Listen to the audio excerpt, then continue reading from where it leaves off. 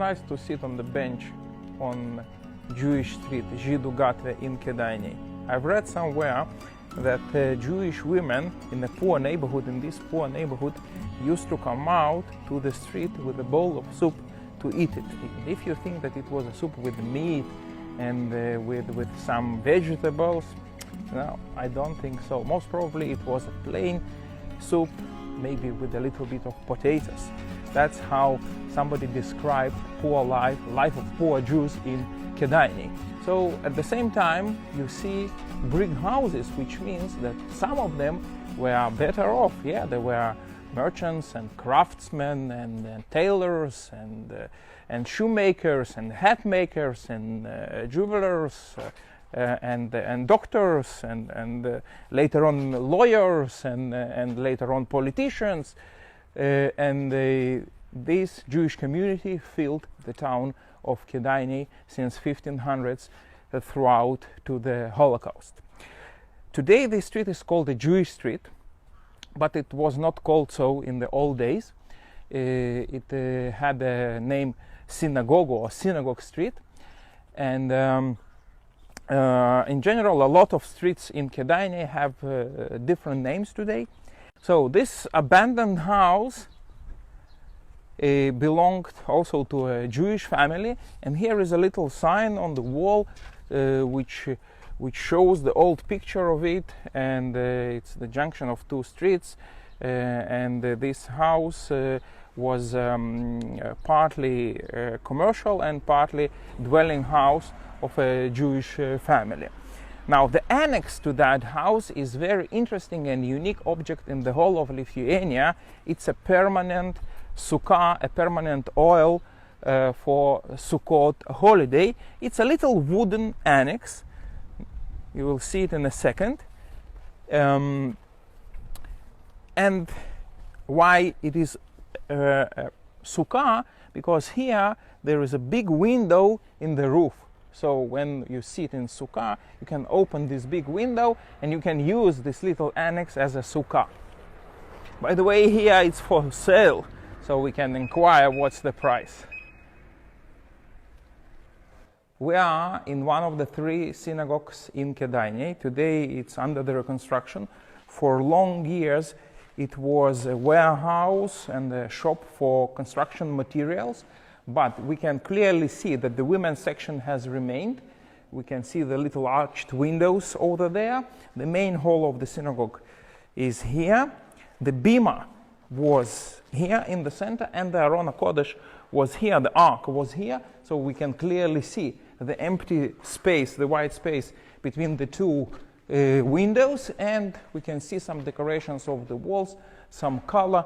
The decoration of the ceiling, I'm not sure that it's original from the times of the synagogue, and for sure we know today that the synagogue after the reconstruction will be used for cultural needs of Kėdainiai city.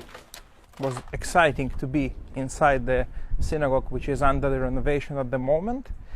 I'll show you briefly the exterior decoration of the synagogue, which is in much better shape than the interior, which was used as a warehouse and a shop. So we are now in the courtyard of the synagogue. So classical Lithuanian structure of the synagogue, 1/3 2 floors and 2/3 1 floor. Now this synagogue is considered by local population, by Lithuanian Jewish community as the synagogue of the Vilna Gaon. Why? Because for a long period of time there was a plug on the wall saying that Vilna Gaon studied in Keidan since the age of 6 or 7.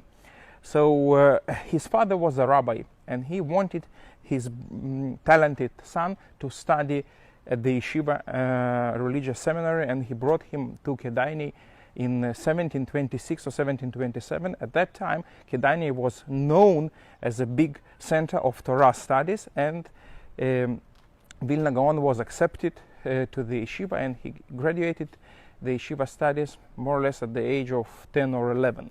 From here he moved to Vilnius, lived there, later on came back to Kėdainiai. There was a shidduch, a matchmaking, and he married Hannah, a woman from Kėdainiai, and they had 8 children.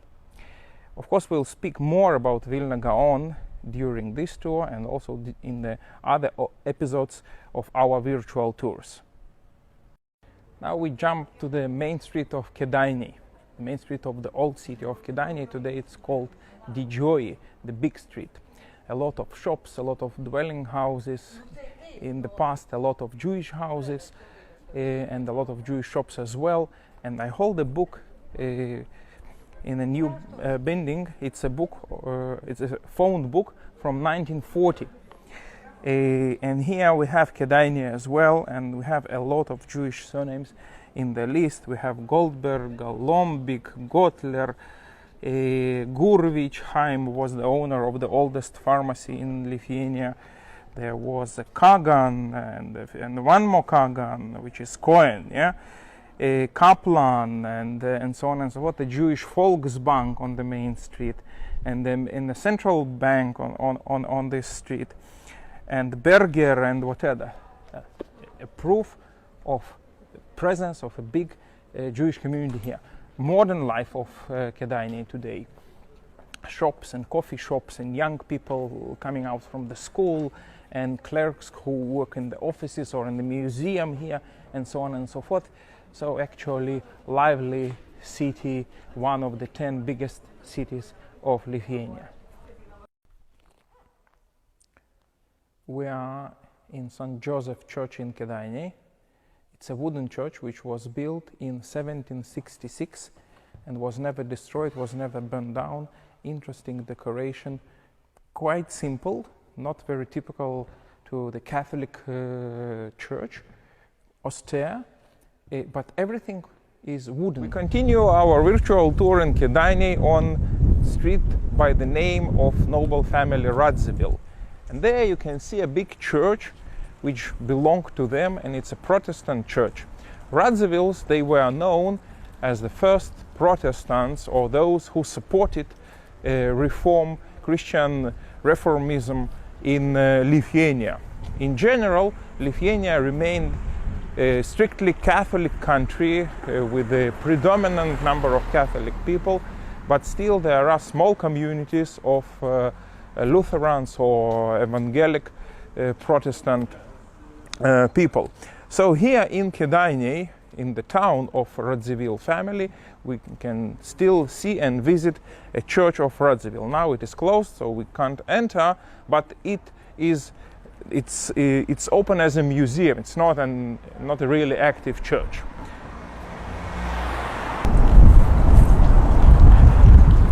Statue of Radzivill family. There were many famous Radzivills. One of them was a cardinal.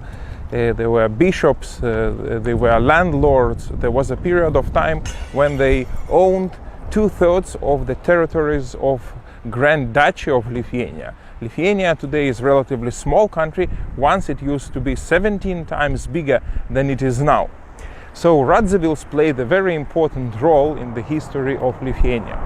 We are now on the central square, on a new market square, which developed as an alternative to an old market square where we've been recently. Here were trading rows. This was the municipality of Kėdainiai, Kėdan, and a lot of important events happened here, as Kėdan was a city where Lithuanians signed a peace agreement with different countries during different wars, during the Northern War and so on and so forth. Commercial importance of this place is very high as well. A new market, shops here and there, and so on. Now, there are some unique architectural features in Kėdainiai as well. For example, these two houses which dominate on that part of the square, they have not typical Lithuanian facades. They belonged to Scottish people who settled in Lithuania.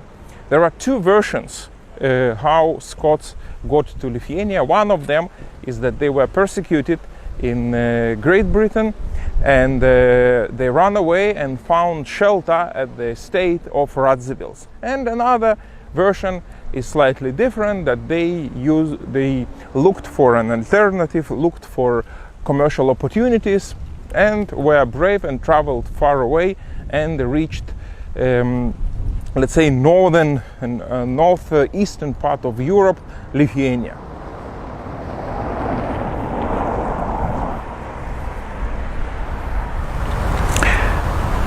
After being in many other places of Kėdainiai, we are back on the old market square, and here we see a memorial. This memorial was erected not so long ago by the initiative of the citizens of nowadays citizens of Kėdainiai, and you see it's a triangle with a third eye in the center of it, which symbolizes the Holy Spirit. The rays of light symbolizes the burning bush, and this memorial is in honor of the victims of the Holocaust. Now, in the pupil of an eye, you can see over 2,000 bullet shells. If to be precise, it's 2,079 bullet shells. This is the exact number of the victims of the Holocaust massacre in Kėdainiai, in the forest not far from Kėdainiai. So it's very symbolic. It's in the very center of this town, and it's an initiative of local people.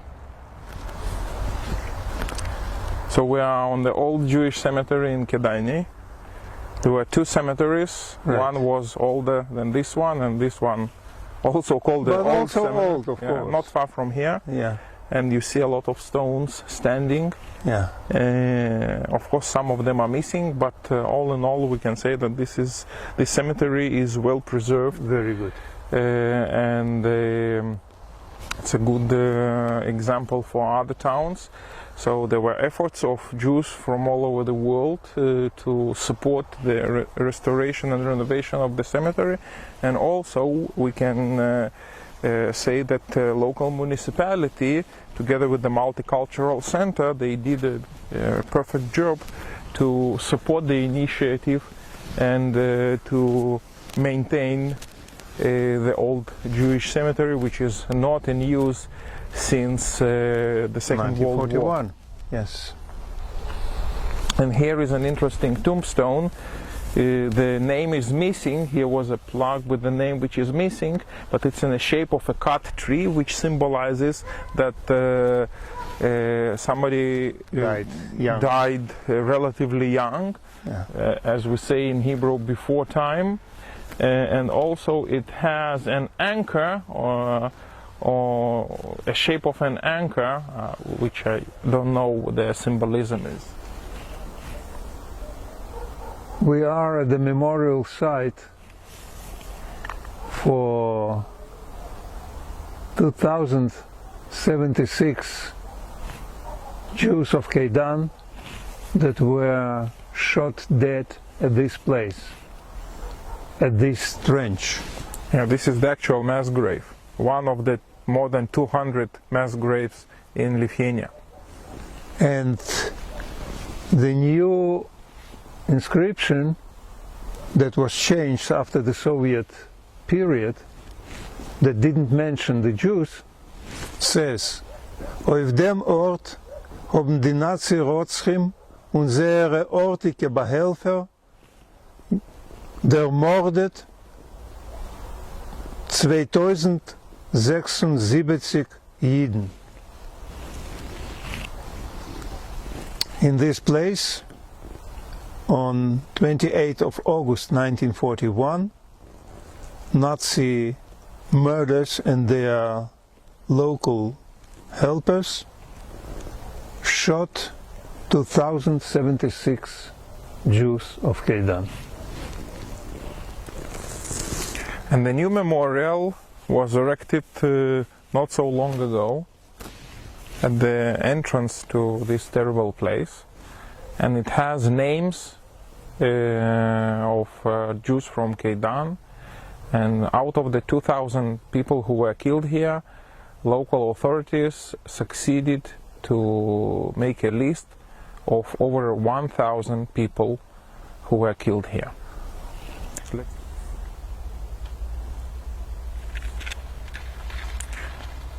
So we will light candle in honor of Holocaust victims, in honor of all Holocaust victims actually.